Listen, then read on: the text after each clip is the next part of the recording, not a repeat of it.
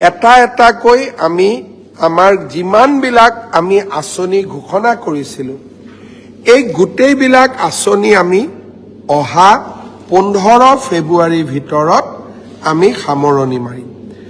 20 ফেব্ৰুৱাৰী তাৰিখে অসমৰ অৰুণোদয় হিতাধিকাৰীসকললৈ আমি 8,000 টকা এককালীনভাৱে আগবঢ়াম।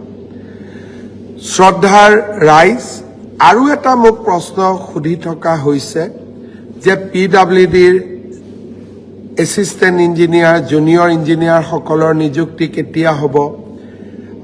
সৰ্বশিক্ষা অভিযানৰ শিক্ষকসকলৰ স্পেচিয়েল ৰিক্ৰুটমেণ্ট ড্ৰাইভৰ নিযুক্তি কেতিয়া পাম? কৃষি বিভাগৰ নিযুক্তি আমি assistant agriculture officer, agriculture development অফিচাৰৰ আমি নিযুক্তি কেতিয়া পাম? চৰকাৰী অধিবক্তাসকলৰ নিযুক্তি কেতিয়া পাম?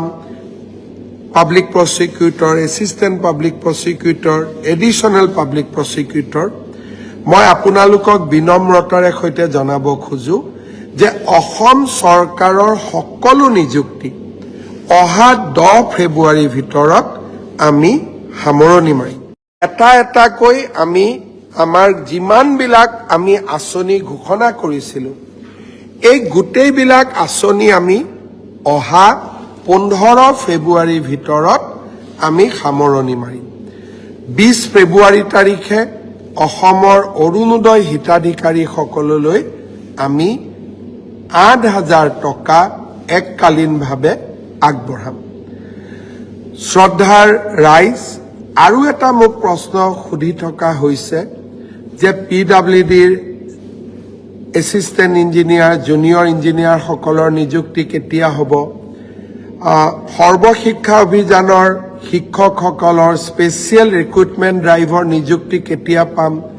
কৃষি বিভাগৰ নিযুক্তি আমি assistant agriculture officer, agriculture development অফিচাৰৰ আমি নিযুক্তি কেতিয়া পাম? চৰকাৰী অধিবক্তাসকলৰ নিযুক্তি কেতিয়া পাম? Public prosecutor, assistant public prosecutor, additional public prosecutor.